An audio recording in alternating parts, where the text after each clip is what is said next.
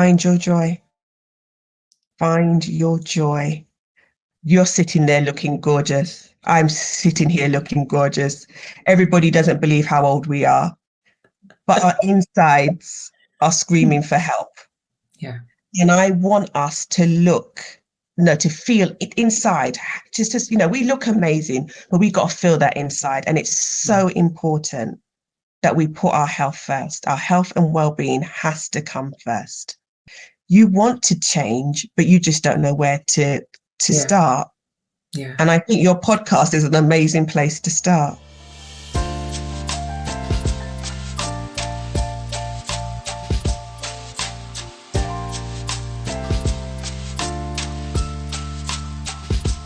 Hello and welcome to Menopause Whilst Black, Season 5, Episode 7.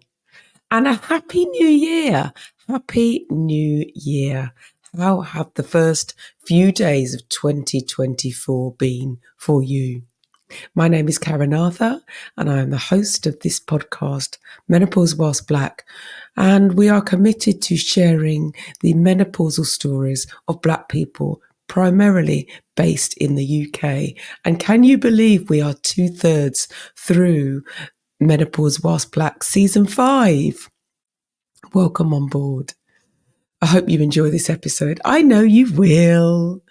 Heads up, we had some difficulties with the visuals on my guest side, but that does not in any way take away from the message or from the audio. So I hope you enjoy. Sit back or get your running shoes on or whatever you plan to do in order to listen to this wonderful episode 7. Take care, enjoy, and I'll speak to you on the other side. Bye. Today's guest is Vanessa. Vanessa Afful is an aromatherapist and massage therapist and runs Made by Pure Hands, a service and product-based business dedicated to self-care practices. It was Vanessa's passion for making natural products, that and her own self-care journey, that inspired her to want to help others find their sense of inner peace and calm. You can find Vanessa at Belendon Therapies in Peckham, South London.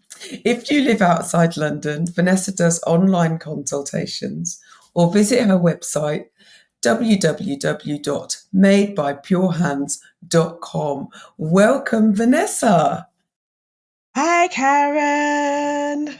What people won't know, of course, is that this is our second attempt. Yeah. We had a bit of a disaster a month ago, also a few weeks ago. So we are back again because I felt it was really important for Vanessa to share her story. We had such a rich conversation, and I'm pretty sure that we'll be able to replicate it, not exactly in the same way, but in the way it's supposed to go. So welcome, Vanessa. It's so good to see you.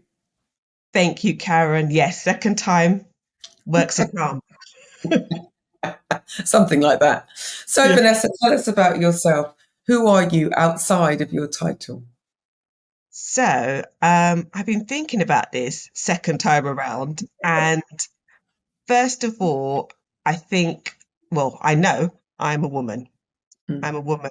I am energy. I am love. I am peace. But somewhere, as we get into this earth and it starts to bash us around and shape us, we start to put titles on ourselves. But I think in my purest form, I am just this beautiful energy being. But the Vanessa, the person, her purpose is to support people and to share that guided journey, that self-care journey. That's my purpose. That's what I feel my purpose is. Lovely.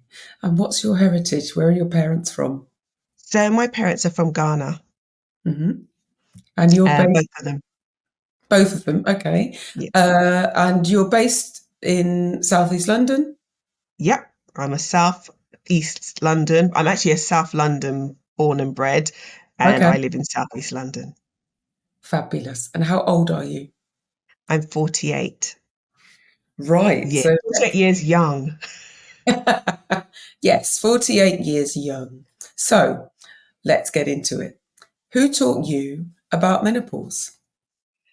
Well, that would be my mum. Um, my mum, when I was 10 years old, had a hysterectomy. I remember it quite well. Actually, I wasn't 10 years old. I actually made a mistake. I was slightly old. I was 11 Mm, because it was my first year of secondary school, which they now call year seven. So I was year seven, and I had only been there a few months. I think it was even just before the first term, not even up to half term, because I remember being off at half term, kind of like helping my mum around, just having been an extra pair of hands. And I also remember going to stay with my godmother just around that time, that probably the weekend when my mum had surgery.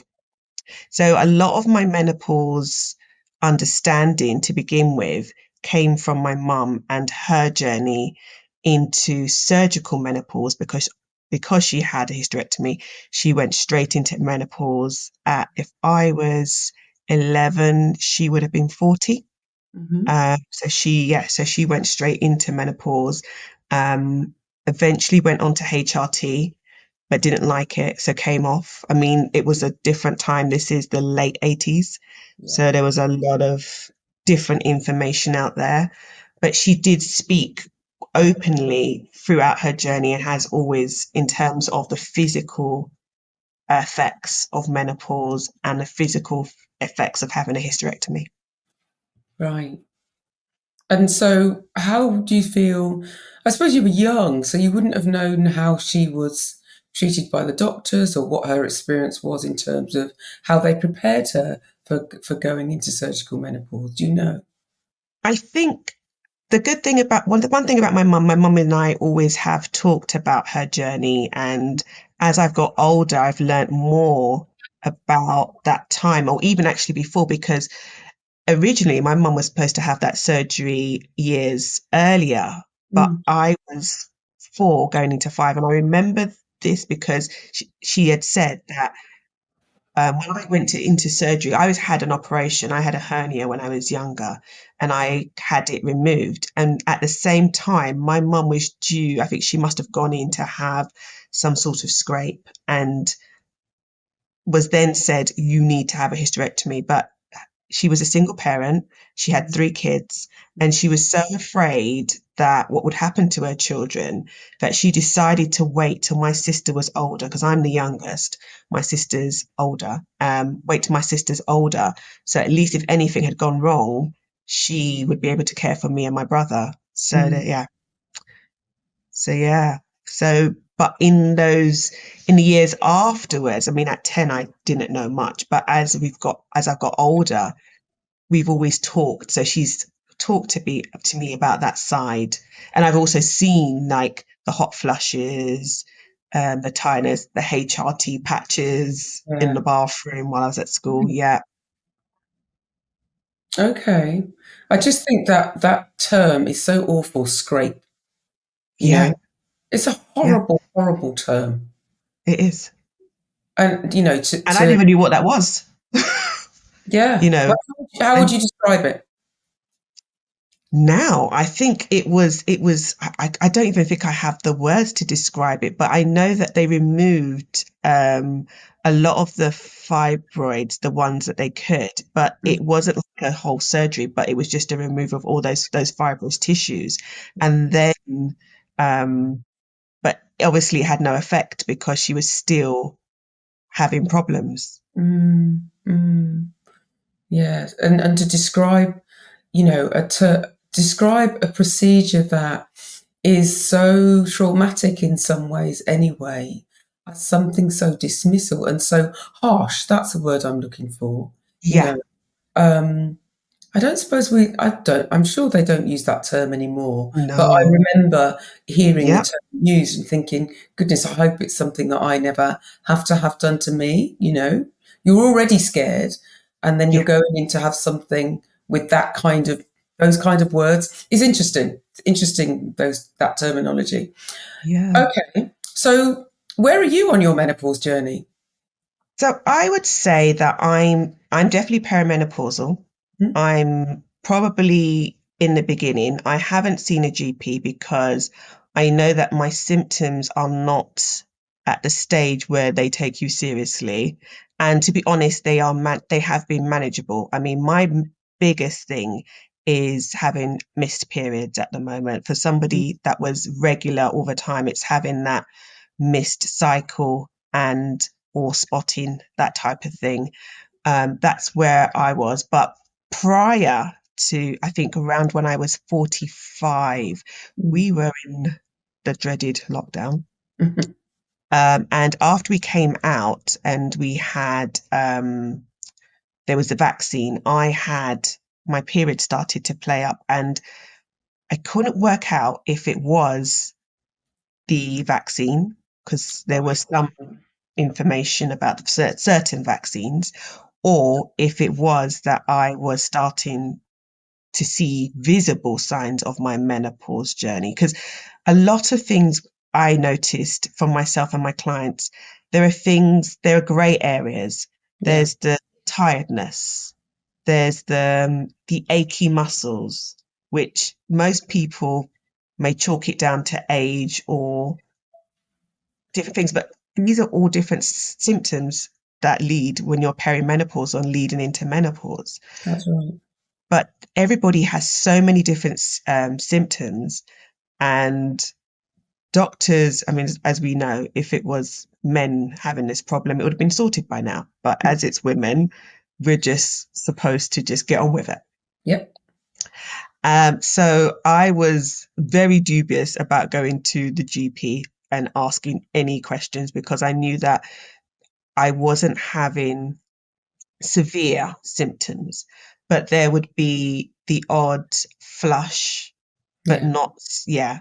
Mainly how I noticed a difference, it'd be when I was a bit stressed Yeah. rather than just, yeah. So there was just tiny little things, but my menstrual cycle was the biggest indicator that Yeah. something had changed. So that's how I suppose you knew that menopause was starting. Did anything else happen before that that you thought, something's not quite right here? Or was it when your period started to play up, as you called it? Yeah. And what does that mean, play up? Does it mean it got Because heavier? I've been regular. I mean, I started very young. I was 10. It was just before my 11th birthday. I started my first period. So in my head, because I don't have an indicator, because my mum had surgical menopause, I always assumed that I'd go through menopause early. Yeah. It was only through my own studies in aromatherapy that led realize that just because you have an early period on menstrual cycle, it doesn't mean that you're going to have go into menopause early or start your menopause journey early. But I had not a clue. It was always my understanding in my head that by the time I was about 40, 45, I might start seeing change. But it was always in the back of my head. It wasn't something that I kind of thought, I have to be worried about. It was just in the back of my thoughts. And it was just only because of my extra study, because of what I do, that led me to realize actually not necessarily. Yeah. Yeah. I have a question about your aromatherapy because there's an assumption on my part that you've been doing aromatherapy forever, but you haven't, have you? How did you get into No, aromatherapy? I got into aromatherapy in 2011. So I started training in 2011. And how it happened, I mean, I had another life. I worked in marketing and PR. But I had a love of making products, and it all started from my own skincare journey, Mm. where I have eczema, and I worked in, I love beauty. I loved buying products, but they did not love me. Mm. And by the time I got to my 20s or late teens, 20s, I was showing visible signs of eczema that I didn't have as a child. Right. And thankfully, my GP let me have it. Well, he sent me to have testing because it's not common now. You really can't get testing. And I discovered I was allergic to all of my beauty products, whether it be hair care, black hair care products, skin products, everything was literally had a substance called paraben, and I was allergic to a lot. My makeup, I didn't wear a lot of makeup, but I wore makeup. Everything had it. And so I literally had to throw everything away and start again. And it was that journey that led me into starting to make my own products and then into deciding that I wanted to take this further. So, Wow. yeah. Wow. It's really interesting that we end up finding or people end up finding their purpose or the thing that really fills their soul, usually through something, usually through a personal experience, Yeah. And that, a couple of things, that ingredient, paraben, is in so many things. I have had a flare up of eczema. It may be stress. I don't know what it is. Anyway, Yeah. usually something happens when the weather starts to get colder. So I wasn't Mhm. surprised. So I went to the doctors, and the doctor gave me a big tub of some kind of emollient cream. Anyway, I put it on. I started to get itchy. I'm allergic to it. And the thing is, I use natural products. You probably know that I use Earth to Earth Organics, Yeah. and they're natural products, no parabens, no nothing. But there is something about, you know what, let me kickstart, let me see, and also let me make sure the doctor knows what's going on with me. Every now and then, I have a different conversation with the doctor, which isn't necessarily about menopause. And Mm. so I wanted to do that, but I really did not expect for this emollient to, Oh, it didn't bring me out in a rash. It was like little red welts. And I thought, and then of course I looked at the ingredients list. There's loads of shite in it, yeah. basically. Yeah. So it's gone in the cupboards. Someone else. But yeah. So I love that that was your way into aromatherapy, and now it's something that you feel so passionately about as well. Absolutely. Yeah. Another thing I wanted to say is that what would need to be deemed severe for you to go to the doctors when it comes to your menopause symptoms? Because some people will go for all sorts of reasons. There's no benchmark, is there? But I notice you say No. it's Well, nothing severe, and I wonder what you would deem severe. it would have to affect my day-to-day life. Right. It Okay. would really have to affect my day-to-day life. I couldn't, if I could not function, then I would go. I Yeah. think now with our NHS, I mean, we are lucky to have the NHS, but it is in disarray. Yeah. And I don't want to cause myself any extra stress Yeah. by Yeah. going to the GP, knowing that, so it would have to be something that is interfering with my life, and Yeah. then I would go. You know, Yeah. I've been lucky that I've been able, when I've been at the GP or I've spoken to a nurse about my periods and the whole, what do you think could it be? They've been quite nice and had this conversation with me. I mean, so, and literally my menstrual cycle has generally been back to normal after having a vaccination. And then in the last year, it's kind of done a little bit of it would run smoothly, and then all of a sudden there'll be a little bit of a blip. It's having a But moment. but the thing is, it doesn't affect me in the sense that Yeah. it hasn't given me any symptoms, Yeah. which has been the great thing. Had the missing menstrual cycle caused any something else, then I would have Mm. gone to the GP. Right.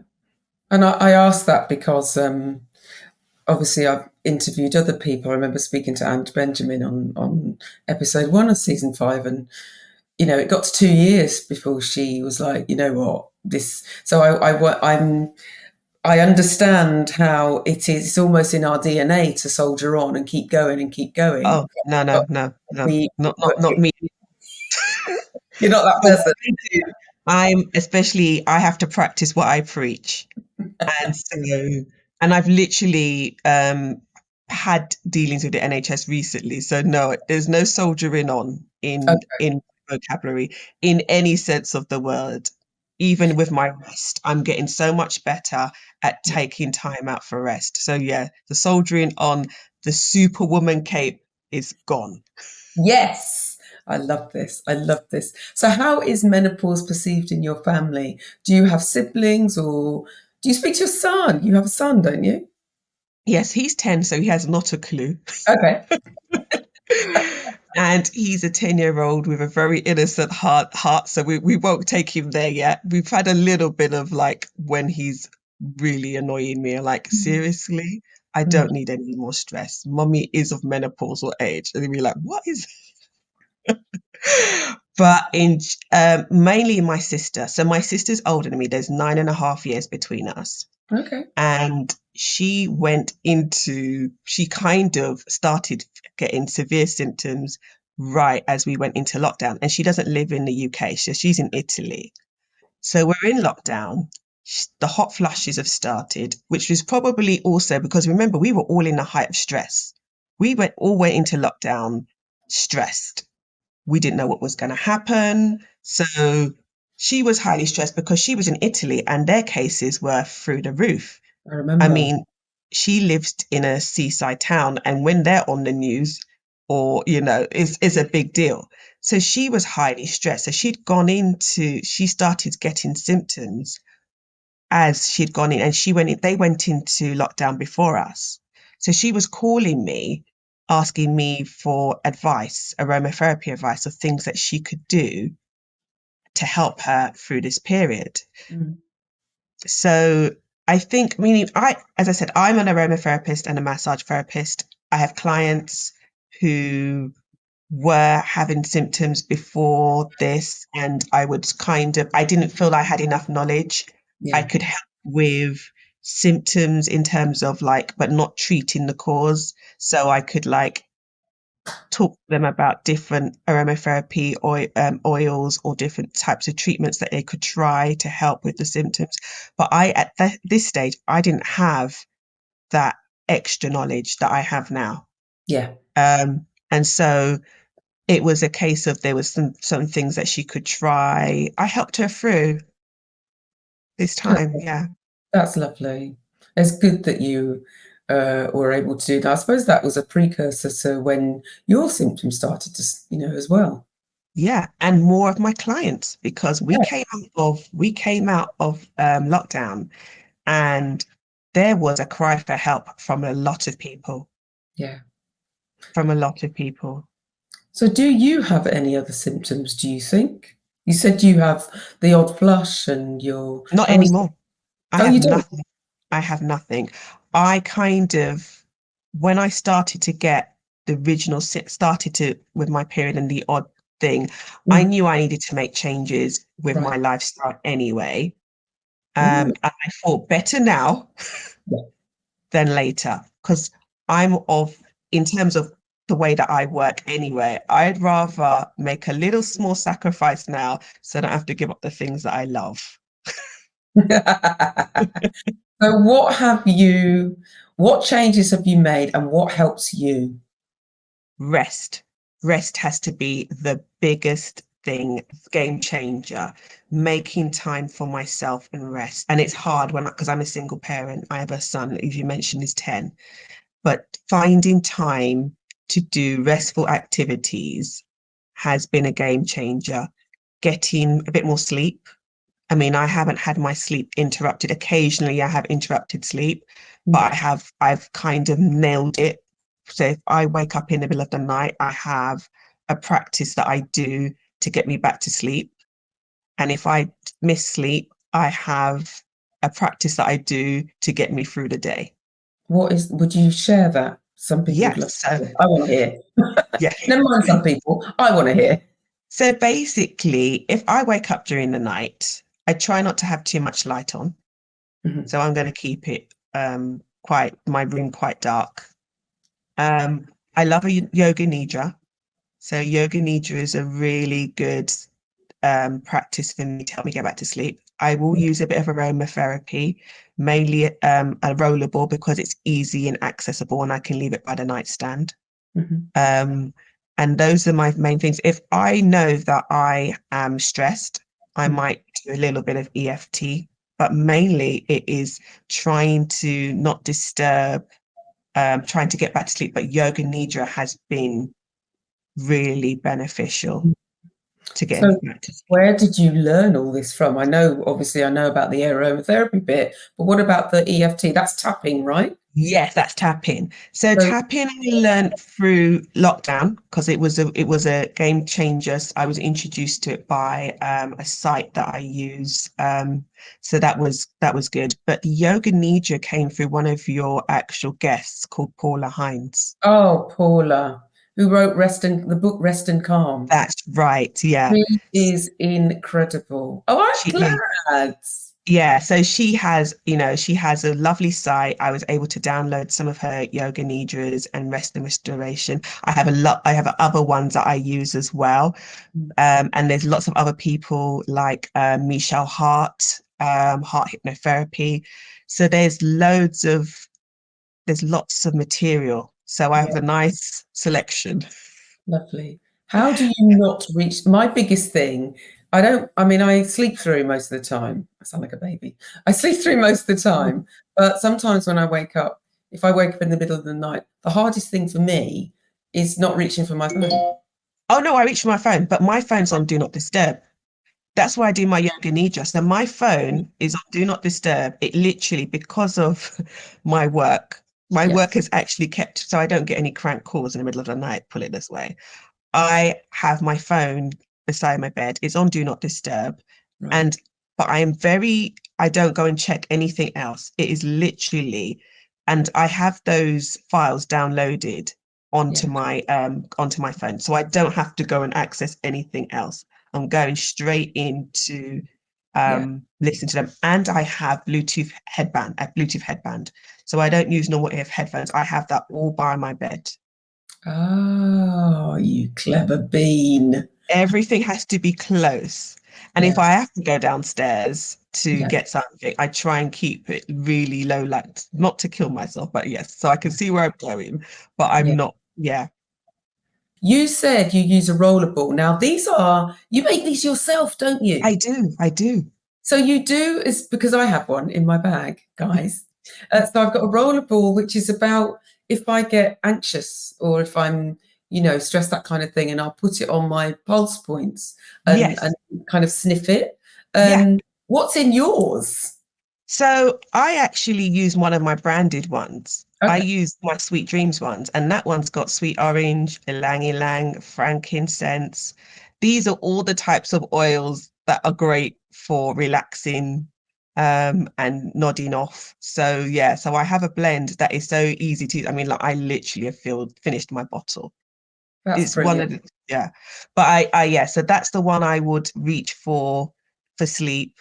And yeah, and it sits by my bedside table. And people can get that off your website quickly. Yeah, Wicked. Good. Good to hear it. Anything else? Do you take any supplements? Do you drink any I do. teas? I No. take magnesium. I found that magnesium has been a game changer because this time last year I was getting a lot of headaches. Mm, That was actually another symptom that I had. I was getting lots of fuzzy head in so I knew something was up, but I was busy thinking it's the season, it's winter, I must be getting the bug. But it continued. And when I started taking magnesium, I actually went to the health shop. They've got a great health shop in South London called Baldwin's. It's been there for years. yeah, Baldwin's is amazing. Oh, it's amazing. The staff are amazing. Mm, So I popped in there and they recommended some magnesium and I started taking that. And that has actually been great for my overall health because what I didn't realize until I spoke to a nutritionist is that, magnesium is one of the supplements recommended for menopausal women. yeah. So you take it in tablet form or do you Yeah. put it in your bath form? Because No, you can take it actually in your I do bath. put it in my baths as well because I make bath salts, but I put it in my bath, but more likely to be as a regular, I'll take a tablet. Yeah. Yeah. Good to know. Good. Great stuff. So do you have a routine? Like a For daily routine for Oh, I do. you? Yeah, Yeah. I mean, I'm asking this question. I know the answer. We've done this before, but I yeah, particularly want yeah, to share it with other I do. people. I basically, because the thing about menopause, and we're talking about lifestyle, Yeah. is our stress levels. Stress levels are knocking out our hormones. The more stressed we are, the more our symptoms are going to be. And it's a vicious cycle. How do Yeah. you stop being stressed? It's hard. Let's be honest. You can't tell when a GP says, oh, you need to reduce your stress levels. Seriously? We're Yeah. recording this in 2023 and look what's going on around us. Yes, exactly. Exactly. Um, so I am very, very intentional the minute I wake up. Mm. I I when I wake up, I mean, I have to get my son ready for school. And if you're a mum and you remember those days that the children don't want to get up and that whole battle, that's a stressful start to the day already. So I make sure that I have my meditation and prayer. That's the first things I do Mm. when I get up. If I have time, I may do a bit of gratitude journaling because this time of year, who wants to really get up?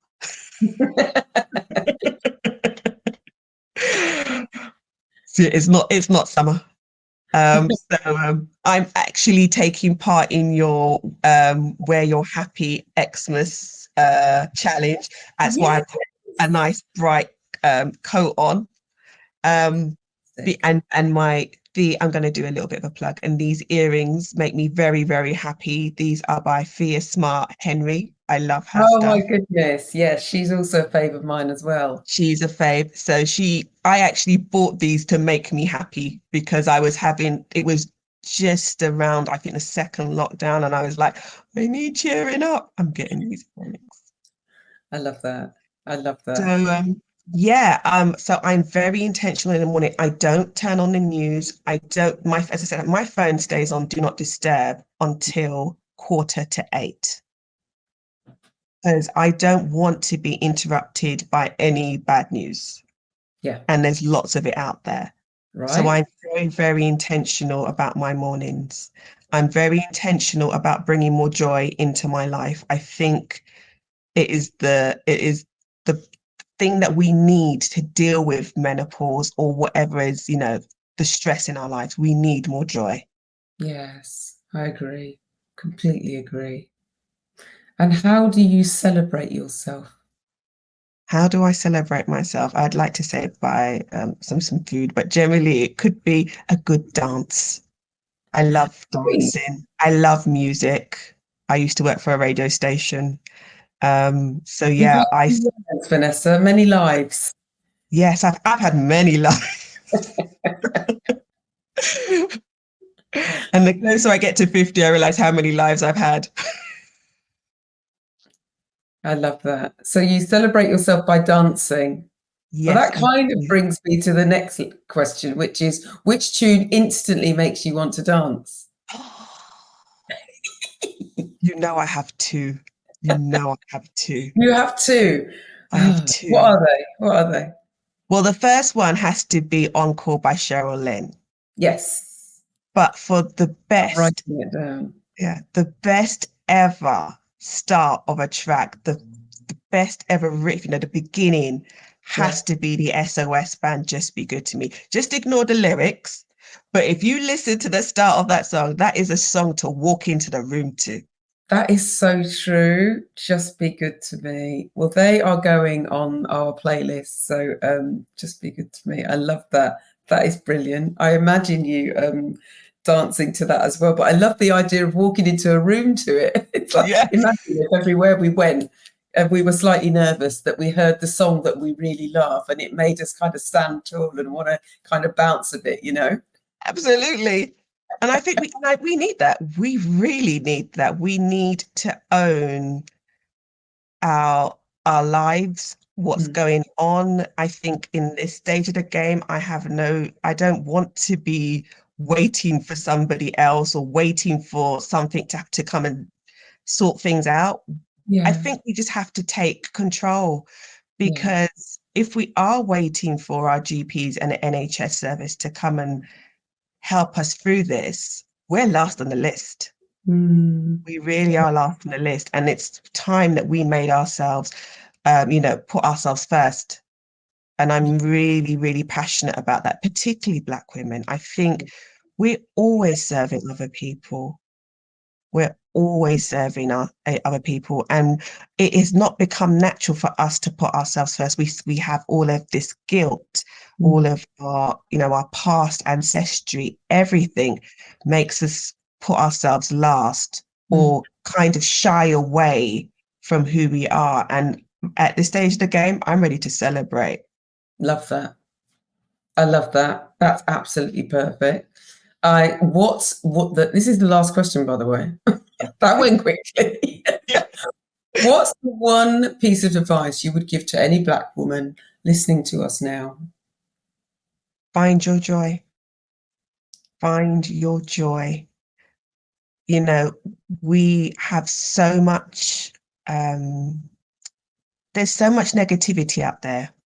There's so much, if you listen to the outside world about who we are, then, or what's happened to us, our history, there's not that much joy. But I think we need to own our joy. Yeah. Yeah. And Yeah. own our health journey as well. Say a little bit more about that because I see you want to get two in. I see you, Vanessa. I think, it's Karen, you're sitting there looking gorgeous. I'm sitting here looking gorgeous. Everybody doesn't believe how old we are, but our insides are screaming for help. Yeah. And I want us to look, no, to feel it inside. Just as, we look amazing, but we got to feel that inside. And it's so important that we put our health first. Our health and well-being has to come first Yeah. before anything else. So 100. yeah, I think that is the thing. And if you are stuck and you just don't know where to turn, there are some great people to talk to. I mean, this whole series, I mean, you're on series 5. There are some amazing people to discover and that will help you on your journey if you are stuck and you don't know where to, because I think that's the big thing. You want to change, but you just don't know where to Yeah. start. Yeah. And I think your podcast is an amazing place to start. Oh, thank you. And I hope so. I mean, it's conversations. It's conversations that are representative of the people who look like us. Yeah, And sometimes you don't need necessary specifics. It's not like someone's giving you the nitty gritty about what's going on. It's just stories. It's sharing yeah, stories. And I feel privileged and pleased and thrilled that you were able to come back and spend some time with me and to share your story as well. I suspect we only, got to the tip of the iceberg in terms of your past lives. And yeah, when you said you were, what was it? Your background was in PR and marketing. That yeah. explains why your newsletters are so bloody good. Thank you. You know your shit. I try. Anyway, enough about me. Where people will want to connect with you, they'll at least want a rollerball, a Sweet Dreams rollerball. How can they find you? What are your social media channels and your So website? you'll find me at MBPH Aromatherapy on Instagram and Facebook. Those are the two that I use the most. Mhm. There's the Made by Pure Hands website. There's lots of info on there. There's lots of info on and menopause as well. So that's where you'll find me. Mainly, I hang out on the gram the most Yes, out of all of social media. brilliant. Vanessa, it's been an absolute pleasure. Thank you so much for spending some time with me. Thank you for wearing your happy as I well had to. and joining in. And I'll see you on the gram. You will. Just taking a sip of my lemon tea. It's interesting that in the first 4 series of Menopause Whilst Black, series seasons, what do you call them? Seasons. Anyway, they were audio, so I wasn't interested so much in how I looked. To be fair, I'm still not. I mean, it's just that normally what I do is I record these outros in the evening, so I'm dressed and I've been out and all that kind of stuff. But for me, this is my New Year's Day. So I decided to get out of bed, make myself some honey and lemon tea in my new cup that one of my daughters gave me with that lovely engraving on it. It's engraving, for those who are listening, it's a white porcelain cup with a gold engraving of a bee who hold the key to this planet. Anyway, did you enjoy that? I enjoyed speaking to Vanessa. Vanessa she's another person with a calm spirit. And when you speak to her, she's very grounded and very aware of what works for her, what her boundaries are, what makes her feel good. And she's very clearly good at stepping away from those things that do not serve her. And also that when things don't quite go according to plan, particularly when she talked about her sleep hygiene, that she has steps that work. One, because she's a aromatherapist, and two, because she knows herself, so she can get herself back to sleep. And sleep is a massive issue particularly in perimenopause. It's one of the things that really we kind of realize that something isn't quite right.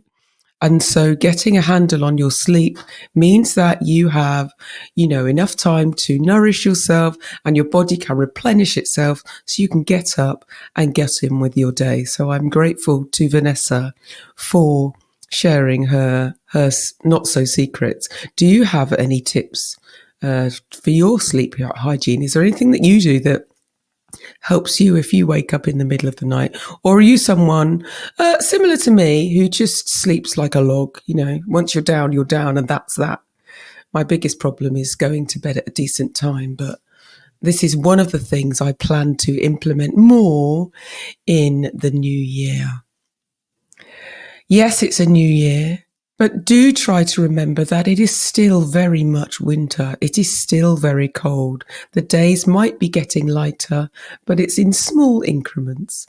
So do remember to be gentle with yourselves.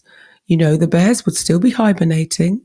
And that doesn't mean that you have to be, just because it's a new year, doesn't mean you have to be jumping around and full of the joys of spring, because spring isn't here yet. So do look after yourself. If you enjoyed this episode or you're enjoying these series, please pass them on to someone else. I'm particularly thankful for those people who've been around for all these years, and thankful to our new subscribers on YouTube. If you haven't found us on YouTube, now will be a good time to go and find us. It's great to be able to watch, put names to faces, and also listen to the words. I suppose many people are saying that it helps them to embed the wisdom that my guests are imparting even more so. So share it, like, subscribe, write a wonderful review for us, I beg, so that we can reach the ears that really need to hear us.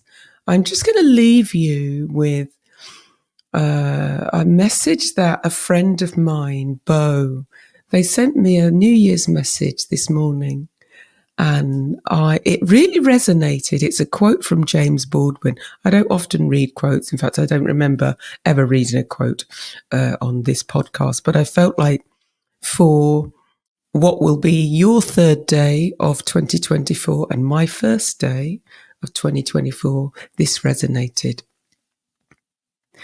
The longer I live, the more deeply I learn that love, whether we call it friendship or family or romance, is the work of mirroring and magnifying each other's light. Gentle work, steadfast work, life-saving work in those moments when life and shame and sorrow occlude our own light from our view. But there is still a clear-eyed, loving person to beam it back. In our best moments, we are that person for one another. Happy New Year, everyone. Enjoy your week. Enjoy your start of the year. And I will speak with you soon. Take care. Bye.